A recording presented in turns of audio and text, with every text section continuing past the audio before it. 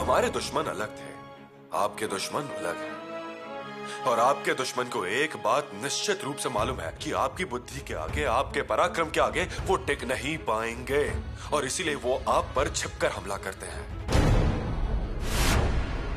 सावधान रहिए।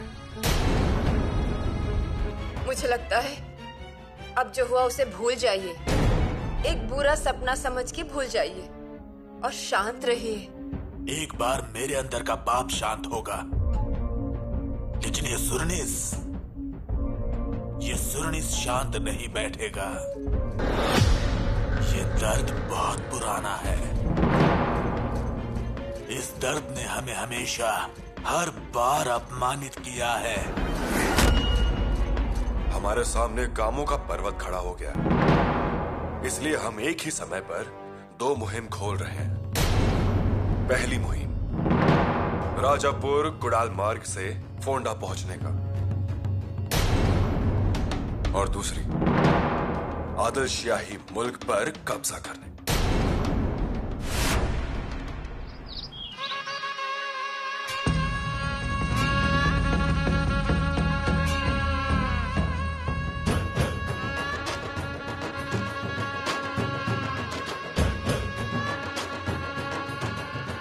चित्ताजी शिकल खाने में हमारा संदेशा भेजिए।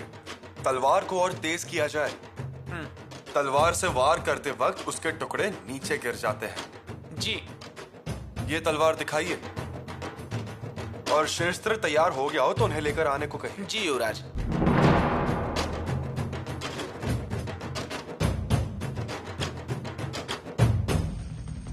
क्या हुआ ज्योतिया जी, आप गए नहीं अभी तक?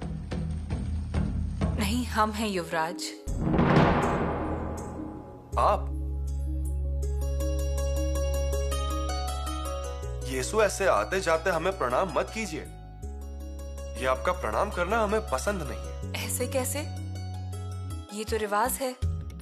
और युवराज, आप तो हमारे पति हैं, परंतु बड़े बुजुर्गों ने कहा है तो। ठीक है, फिर हम आपको उल्टा प्रणाम करते हैं। ये क्या? आप क्या बोल रहे हैं? आप हमें प्रणाम करेंगे? हम प्रणाम क्यों ना करें वो बताएं। वो हमें नहीं मालूम, पर ये अच्छा नहीं लगेगा।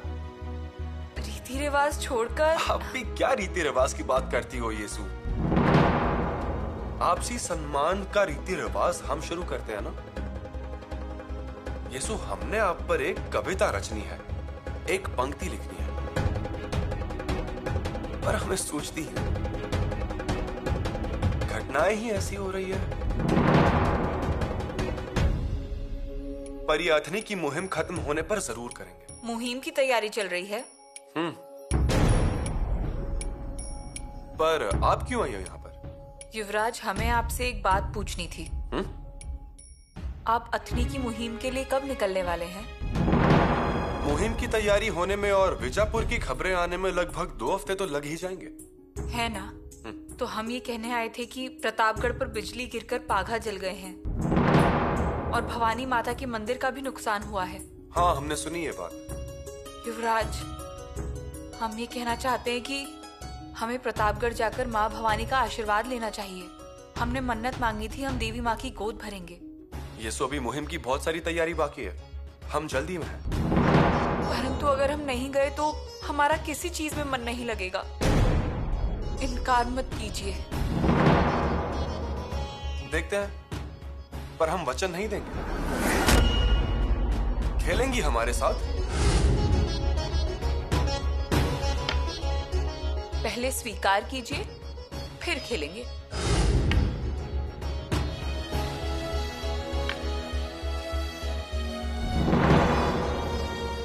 ये संभव नहीं। अथनी की मुहिम खत्म हो जाने दीजिए, फिर देखेंगे।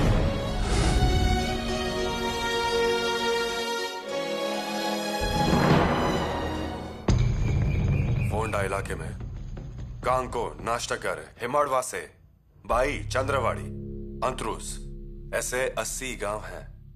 वो तुरंत खाली करवाइए। फिरंगी फौजों को ऐसा आदेश दीजिए,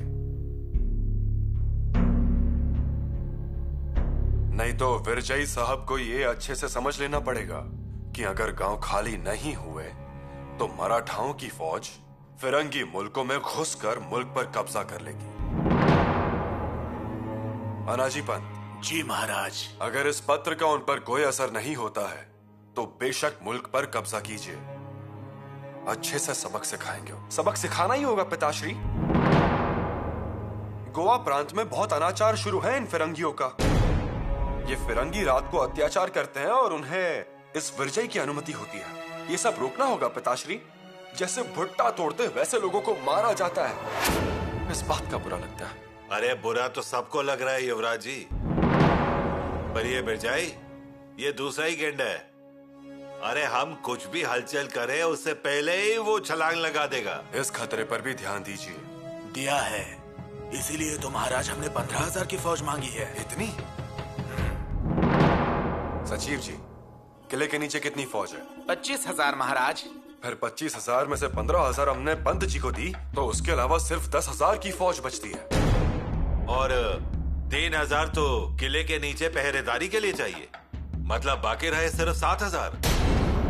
शंभू राजा, आप कितनी फौज लेकर जा रहे हैं? पिताश्री, जितनी फौज बचेगी उतनी काफी है। कल भी हमने यही कहा था। नहीं नहीं नहीं नहीं, अरे आपकी भी मुहिम बहुत बड़ी है, वो आसान नहीं है। देखते हैं, निकलने से पहले एक फौज तो किले पर लौट ही जाएगी ना। नहीं मामाश्री, एक तो मुहिम से आई हुई फौज थकी हुई होती है। अरे इसके अलावा सैनिकों को अपने घर जाकर परिवार के साथ समय बिताना होता है। जितनी फौज है उतनी हमें काफी है। पर शंभू राजा, आप कुछ नहीं मांग रहे हैं, उसकी कोई जरूरत नहीं है पिताश्री, क्योंकि जितनी फौज है उसके साथ एक और चीज हमारे साथ जाने वाली है। वो कौन सी? गनिमी कावा।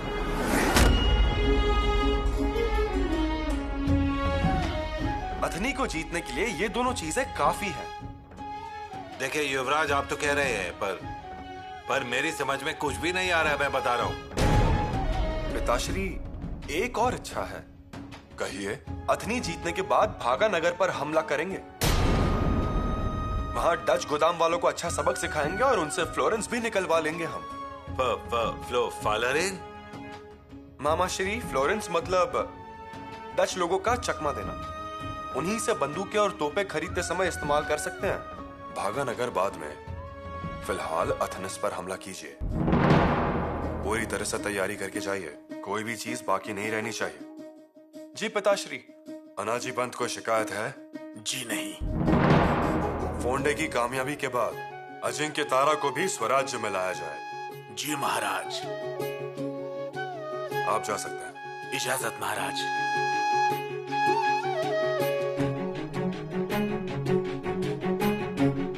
शंभू राजा, आपकी अथनी मुहिम पर हमारे आगे के राज करने की दिशा निश्चित होने वाली है। इसलिए पिताश्री, आपको गर्व होगा ऐसी सफलता प्राप्त करेंगे, उसी के बाद हमारे घोड़े रायगढ़ पर वापस आएंगे।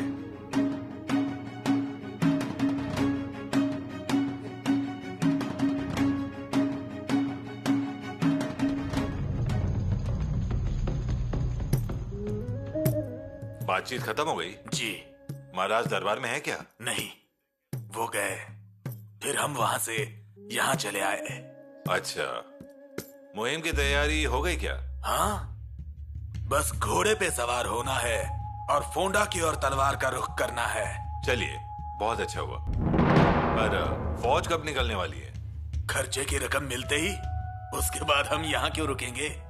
बालाजी सचिव आ गए तो वो खत दे देंगे, मतलब वो भी हो जाएगा। पर युवराज ने आपके मुकाबले बहुत ही कम फौज मांगी है। वो मैं नहीं जानता। उन्हें अगर फौज चाहिए होगी तो वो रुके। भिवंडी की फौज आ जाएगी, वो वापसी के रास्ते पर है, और औरंगाबाद से भी तो फौज आ जाएगी। फिर उनको मुहिम के लिए 1 महीना और रुकना पड़ेगा। जी, लेकिन उनमें इतना सब्र कहाँ है? गर्म खून है ना। और फिलहाल जो करूं वो सही, दिखाऊं वो सही, बोलूं वो सही, बताऊं वो सही, ऐसी मनस्थिति है उनकी। उन्हें फौज की क्या जरूरत? फौज हमें चाहिए। मुझे फौज, बारूद, खजाना सब चाहिए होता है। उनका भरोसा गनीमी कावा पर बहुत ज्यादा है।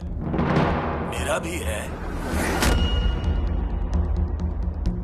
मैं मैदान में बिना भरोसे के नहीं उतरता।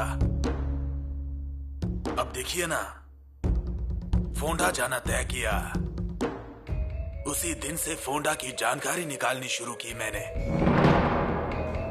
लेकिन युवराज का वैसा नहीं है। उन्हें लगता है मुझ में तो हिम्मत है, तो क्यों किसी से डरूं? लेकिन वैसा नहीं होता।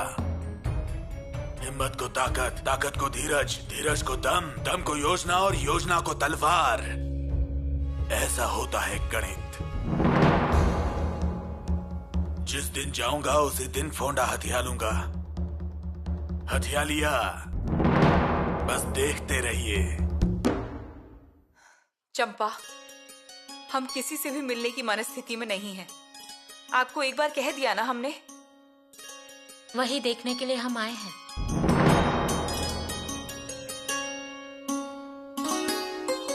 माताश्री, आप यहाँ? आपने संदेशा भेजा होता तो हम ही आ जाते। और कैसे भेजते संदेश? यहाँ पर तो कोई रूठ कर बैठा हुआ है। माताश्री, माफ कीजिए, परंतु आपके लिए हम... रहने दीजिए। पर बहुरानी, क्या हुआ है? किस वजह से? कुछ नहीं। ऐसे बिना बताए क्या हुआ है समझ में आता है क्या? बताइए तो। किस बात पर गुस्सा है ये बिना बताए हमें पता चलेगा क्या? युवराज हमारी कोई बात नहीं मानते। और हमारा जाने दीजिए, भगवान के लिए तो समय निकाल सकते हैं ना।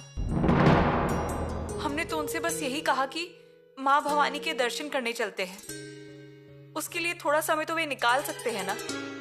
और कोई वजह तो नहीं है ना? नहीं।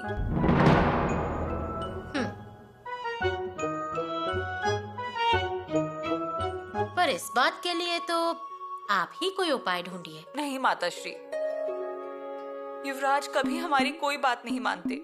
हर वक्त बस मुहिम, फौज, तलवार, भाला, घोड़ा, लगाम। अब तो हम उनसे मिलने तालीम खाने गए थे, तो हमें कहते हैं खेलिए। तो खेलना चाहिए था। मतलब माताश्री, तलवार से खेलने के लिए उनके पास समय है, पर हम क्या कह रहे हैं ये सुनने का वक्त नहीं है। हम देखते हैं, उन्हें बुला लेते हैं और बात करते हैं उनसे। वो हमारी सुन ही लेंगे ऐसा नहीं है, पर अगर बात सुन लें तो माँ भवानी की गोद भर दीजिएगा। कहिएगा पुतला रानी साहिबा ने पोता मांगा है। माताश्री, और सच कहा जाए तो युवराज को इस मुहिम पर भी ध्यान देना चाहिए। आप जाइए, हमें किसी से बात नहीं करनी। देखें तो लज्जा से बहुत ही लाल हो गई हैं आप। माताश्री, हमारे 25 लोगों की टुकड़ी को अथनी में भेज दीजिए। अथनी में कुल मिला के कितनी फौज, कितने सैनिक, कितने घोड़े हैं, ये सारी जानकारी चाहिए हमें। जी युवराज। अथनी शहर को जल पूर्ति कहां से होती है? झील होंगी तो कितनी झील हैं, कितने कुएं हैं, सबकी गिनती कीजिए आप। जी युवराज। उसी के साथ अथनी की मंडी में सबसे अमीर व्यापारी कौन है, गरीबों को कौन तकलीफ देता है, ये भी देखिए। और सबसे जरूरी है कि अथनी का नौकरशाह कौन है, उसका समर्थ क्या है, उनकी आदतें क्या है, उन्हें क्या पसंद है, उन्हें हथियारों की कितनी जानकारी है, दौड़े के लिए अगर जाते हैं तो कब जाते हैं, अथनी में कब रहते हैं, सारी जानकारी चाहिए हमें। जी युवराज। और उसी के साथ गोला बारूद की कोठरी कहां पर है, ये भी जानकारी निकालिए। हमारे कुछ लोग अथनी में रहेंगे, 10 लोग आजू बाजू के इलाके में रहेंगे और बाकी बचे हुए लोग रास्ते में। जी जी। विजापुर के शहर में घुसकर अथनी पर हमला करेंगे, मतलब पूरी तरह से तैयारी करनी है। जी युवराज। जी युवराज। चाहिए।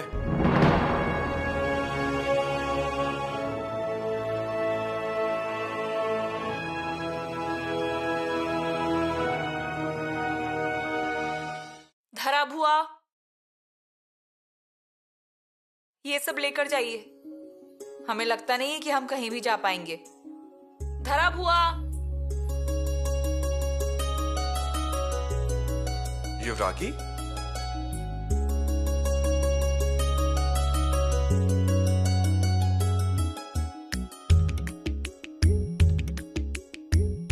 हो गई ना आपकी मुहिम की तैयारी?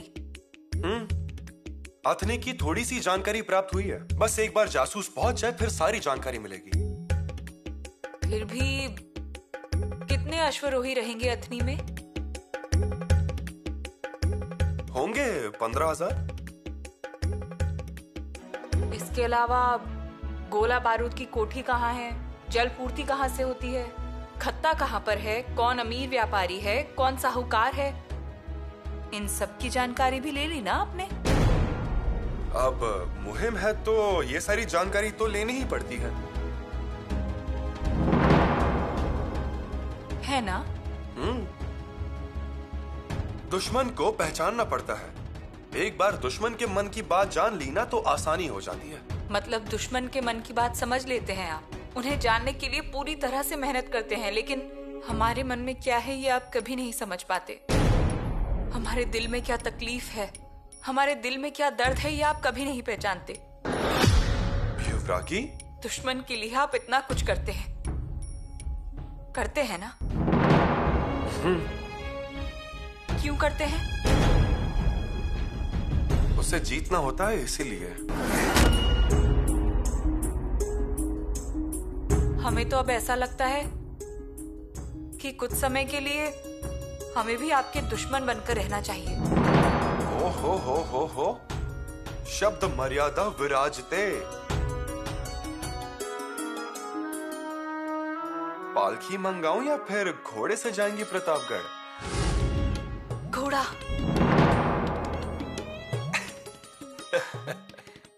नहीं, मतलब आपने ये कह दिया, अब अगर नहीं जाएंगे तो भी चलेगा। आप तो कमाल करती हैं। मना कर रहे थे तब जाने की जिद कर रही थी, और अब जब चलने कह रहे हैं तो नहीं जाएंगी तो भी चलेगा। वो आप नहीं समझेंगे। चलिए तैयारी कीजिए।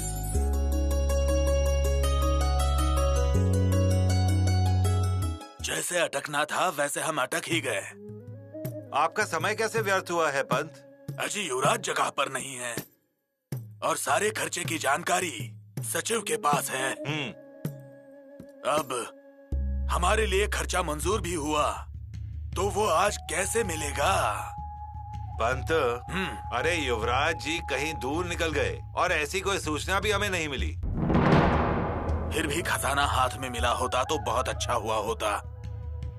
एक एक काम पूरा करने में मदद मिलती। अरे सुनीश जी, क्या हुआ है? क्या हुआ जो इतने परेशान दिख रहे हैं आप? कुछ नहीं, यही जाने की तैयारी। खजाना हाथ में लेना है। हाँ, जासूस होशियार चाहिए, तंबुओं की गिनती, घोड़े, उनकी तंदुरुस्ती। आपका कैसा है ना सुनीश जी, छोटी सी बात होती है और आप बड़ा चढ़ा कर बोलते हैं। और जाना कहाँ पर है? फौंदा पर, और लेकर बैठे हैं गोंदा को। मतलब? अरे आपको खजाना ही चाहिए ना। हाँ, लेकिन वो कार्यालय बंद है, चाबी युवराज के पास है। अरे आप चिंता मत कीजिए, ये देखिए, ये रहा आपका खजाना। सचिव जी के अधिकृत कर दिया है। सचिव? सर सेनापति जो कह रहे हैं वो सच है? जी सुरनीस, आपका खजाना मेरे पास है, ले आइए, गिन लीजिए। कलेजे से पत्थर हट गया। दिखाओ दिखाओ। घोड़ों को अधिकार में ले लिया? ली है, लेकिन नाल मारने का काम चल रहा है। अच्छा, 2-3 दिनों में नाल मरवा लूंगा तो जाने में आसानी होगी। बाकी आपने बहुत ही बड़ा हाथ मारा है। युवराज जी के लिए कुछ छोड़ा ही नहीं आपने। मुझे महाराज ने पूछा, मैंने आंकड़ा बता दिया, मुझे मिल गई फौज।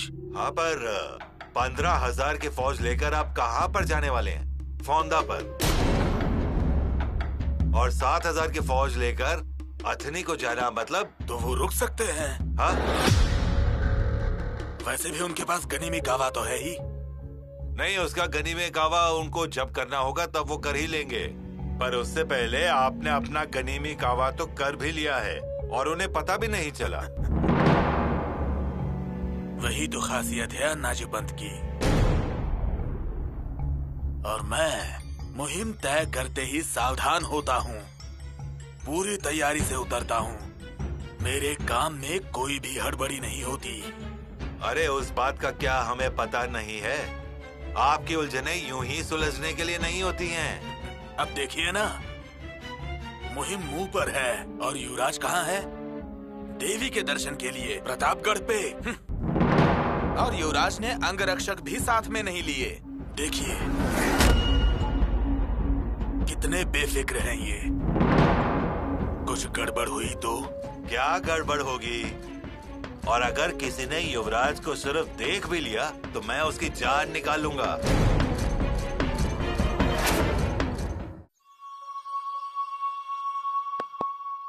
चले? हंस क्यों रही हो? नाक पर कुमकुम। आपकी नाक तो बिल्कुल लाल हो गई है। रुकिए।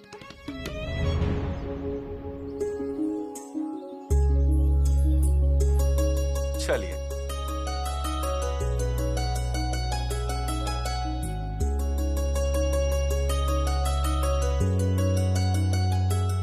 चले?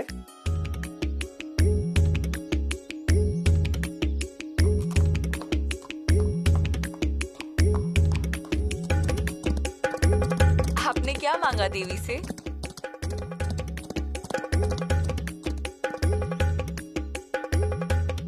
पहले ये बताइए आपने क्या मांगा? हमने देवी से मांगा कि हमारे युवराज की तलवार चमकती रहे, कि आप मेघ की तरह गरजते रहे और सावन की बरसात की तरह बरसते रहे।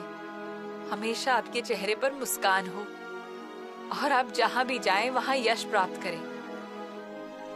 आपकी कलम फलती फूलती रहे, आपको ज्ञानोबा तुकोबा जैसे ग्रंथ लिखने दे और क्या? हम पर आपका प्रेम हमेशा अखंडित रहे। हो गया? हाँ, हो गया। कुछ रहा तो नहीं ना? नहीं। क्यों? आपकी इतनी मांगे पूरी करते करते देवी थक जाएंगी। बिल्कुल नहीं थकेंगी। और हमने देवी से कुछ और भी मांगा है। और क्या मांगा देवी से? वो हम आपको नहीं बताएंगे। लेकिन आपने देवी से क्या मांगा? यीशु, आपने हमारे लिए इतना सारा मांग लिया, लेकिन हमने आपके लिए कुछ भी नहीं मांगा। पर बताइए तो सही, क्या मांगा? हमने प्रजा का सुख मांगा और कुछ सूझा ही नहीं। हमें सूझता भी नहीं है। हमें आपके लिए कुछ मांगना चाहिए था। हमारे लिए कुछ अलग से मांगने की क्या जरूरत है? प्रजा सुखी तो आप सुखी, और आप सुखी तो हम भी सुखी। यीशु, भूख तो नहीं लगी है ना? हाँ। तो फिर किले पर ही कहना चाहिए था ना। चटाकेदार पिठला रोटी और गाढ़ा दही मिला होता। हमें तो ध्यान ही नहीं रहा। ठीक है, ज्योता जी ने कुछ व्यवस्था की ही होगी। ज्योता जी। जी युवराज। नाश्ते के लिए कुछ लाए हैं? नहीं, जल्दी में ध्यान में नहीं रहा। रहने दीजिए युवराज, बाद में देखते हैं। अब सीधे किले पर ही। हाँ, और किले पर पहुंचने में रात होगी। और युवरागी को खाने के लिए कुछ नहीं दिया, ऐसा कहने पर कितना शोर मचेगा। वो तो है ही। माता श्री तो तलवार उठा लेंगी। उनकी बेटी को दर्शन के लिए ले गया और वापसी में भूखा ही ले आया। ऐसा कुछ भी नहीं होगा। हम किले पर ही चलते हैं। लेकिन वो हमें शोभा नहीं देता। और आप चिंता मत कीजिए, इधर रास्ते में हमारा घर है ना। कहाँ? बिरवाड़ी में। बिरवाड़ी में हमारा घर? ज्योता जी। जी।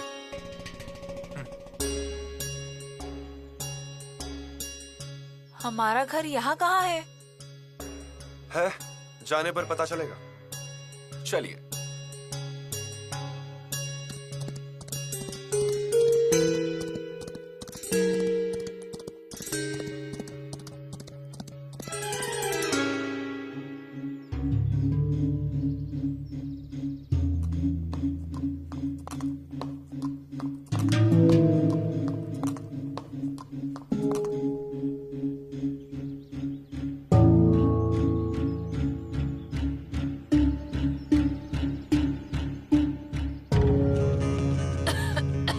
युवराज।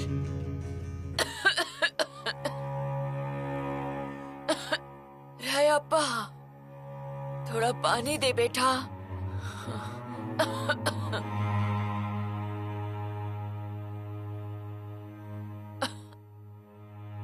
लीजिए।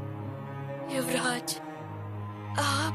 हाँ, पीजिए पानी।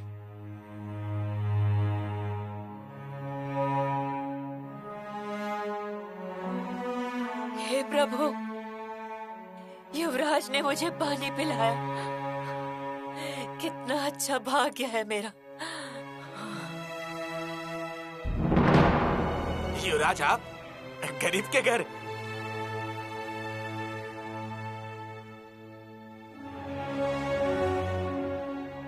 बैठिए बैठिए।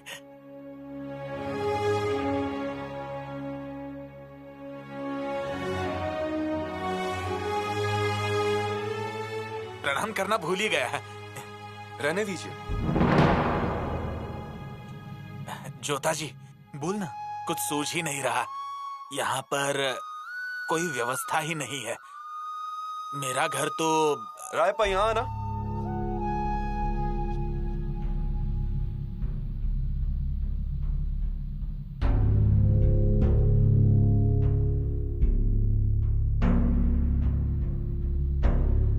रायप्पा, माँ की तबीयत ठीक नहीं है इसलिए आया ना। आकर क्या किया? वैद्य को दिखाया या नहीं दिखाया? 4 गांव में एक ही वैद्य है, लाने जाओ तो आता ही नहीं। अभी के अभी जाओ और उन्हें लेकर आओ। लेकिन युवराज। ज्योतिया जी। जी युवराज। इनके साथ जाइए, हमारा नाम देना और वैद्य को लेकर आइए। जी। रायप्पा, बूढ़ी माँ का ख्याल रखो। अरे, हमारा जीवन बचाने के लिए खुद का जीवन देने को तैयार थे और घर वालों के लिए इतनी लापरवाही। जाओ।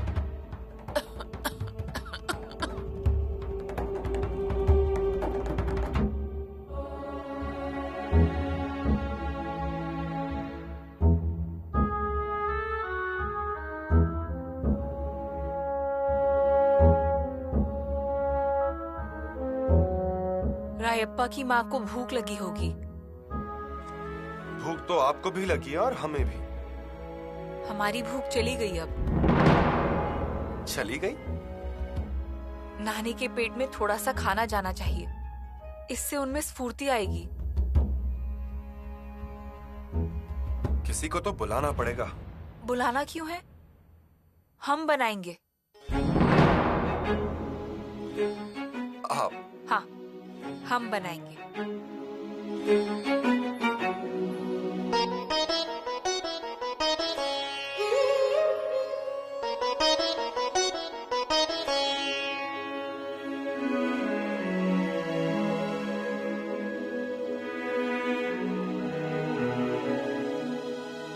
कमर कस ली है, लेकिन आप कर पाएंगी? करना ही चाहिए। हमारी भूख मिटाने के लिए नहीं, बल्कि प्रजा की भूख मिटाने के लिए।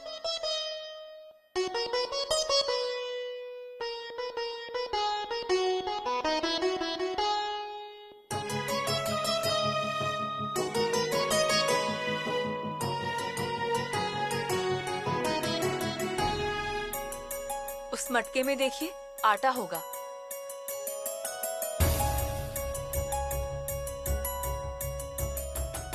हाँ, आटा है, लेकिन आपको कैसे पता चला? हम स्त्रियों से बर्तन बात करते हैं। तवा, चम्मच, थाली, पतीले, परात सभी हमसे खुसर पुसर करते हैं। क्या कुछ भी बोलती हो?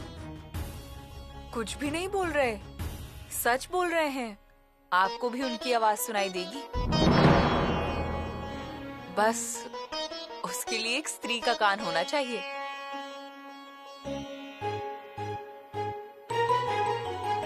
उस मटके में देखिए, आटा होगा।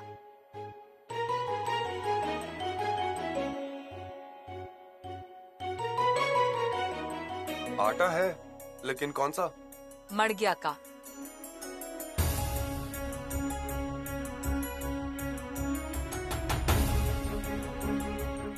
उधर गुड़ होगा। कमाल है आप। पहली बार इस घर में आई हैं और कहाँ क्या रखा है ये सब पता है।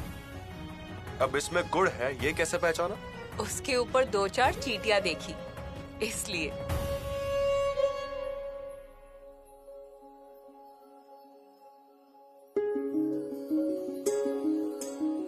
होशियार हैं आप। बिल्कुल, बेवजह की छत्रपति की पुत्रवधू नहीं है। अब ये चूल्हा जल जाए तो काम बन जाए। लाइए। रुकिए, चूल्हा संभाल कर रखा हुआ कहीं पर तो।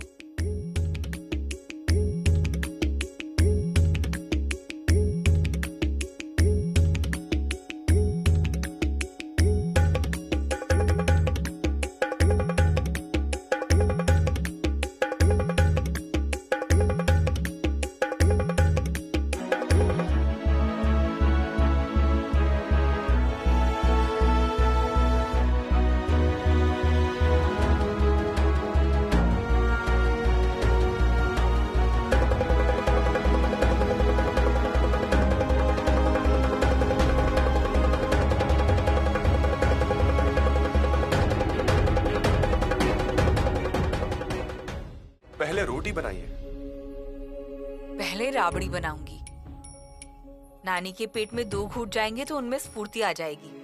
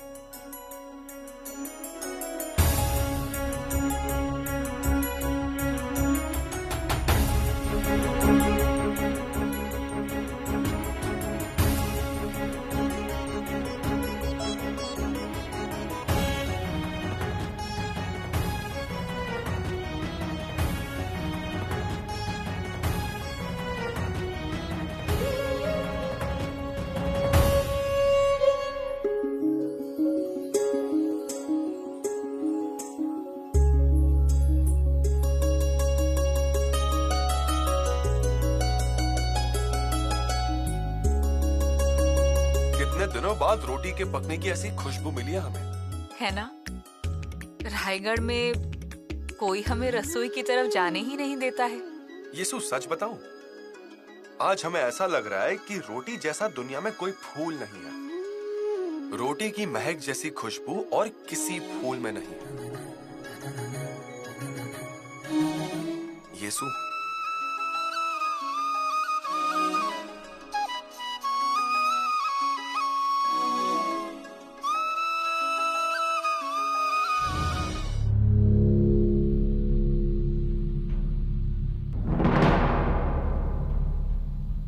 रायपा इतनी देर? 4 गांव ढूंढे तब जाके मिले हैं ये। युवराज प्रणाम। अच्छा हुआ आप आ गए। इनकी माँ 4 दिन से बिस्तर पर है। चलिए चलिए। आइए। माँ कहाँ चली गई? माँ, ओ माँ। युवराज, माँ जी कहाँ गई? वो बैठने की हालत में भी नहीं है। मैं तो यहाँ हूँ बेटे। माँ कहाँ गई थी? अरे बाबा, मैं मिर्ची लाने गई थी।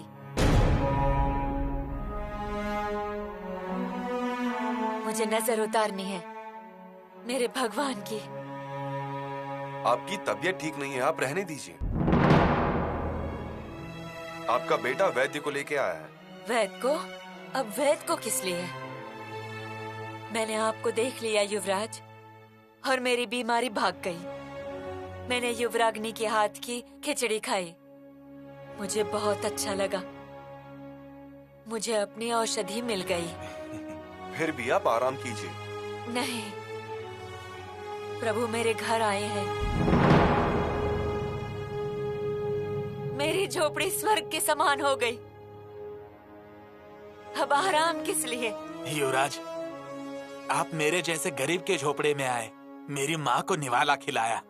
रायपा, अरे तुम्हारी और मेरी माँ क्या अलग है?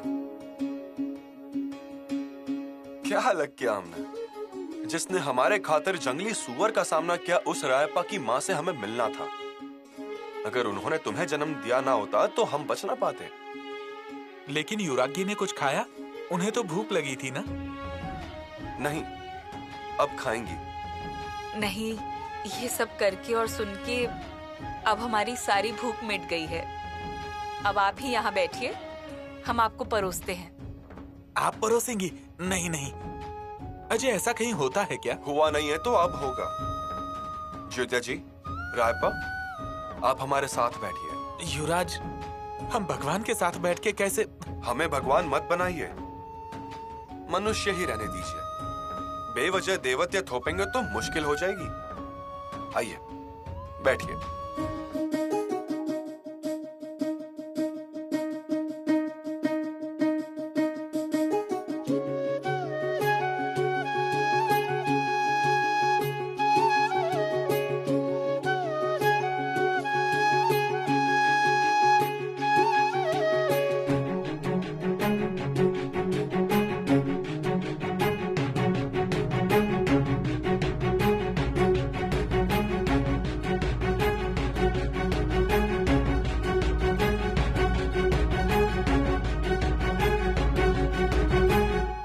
झोपड़ी में मेरे युवराज की झूठन गिरी। इससे अधिक भाग्य क्या होगा?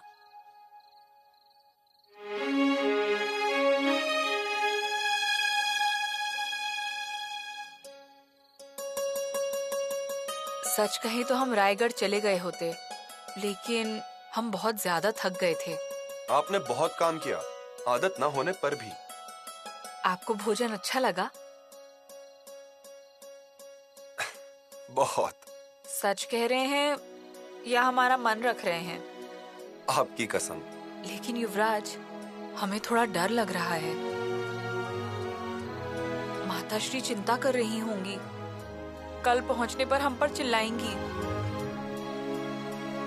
हम समझाकर कहेंगे उनसे, समझाएंगे उन्हें अच्छे से। और कोई चिंता है?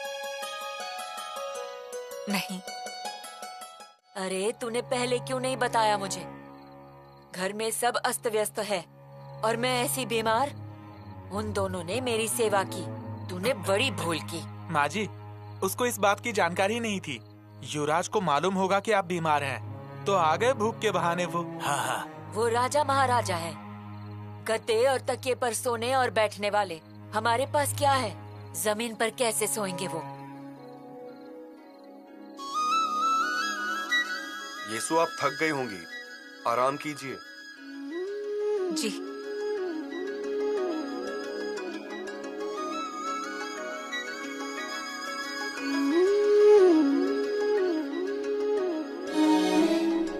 माफ करना युवरागी, हम आपको कोई भी सुविधा नहीं दे सकते हैं। लेकिन युवराज, ऐसे जमीन पर कैसे सोएंगे? और तकिए के लिए क्या लेंगे? तकिए के लिए अगर पसंद आए तो हमारा कंधा चलेगा। युवराज,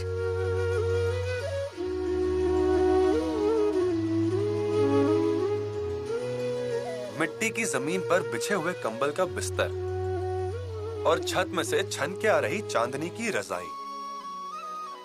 नींद आएगी? हाँ, आएगी। येसु, हम हमेशा सुख में रहते हैं, लेकिन दुख में भी सुख में रहना आना चाहिए। दुख में भी सुख की खुशियां मनाने आना चाहिए। अब हमने उस सुख की खुशियों को मनाने की शुरुआत कर दी। अब तो ऐसा लगता है ये सुख कभी खत्म ही ना हो।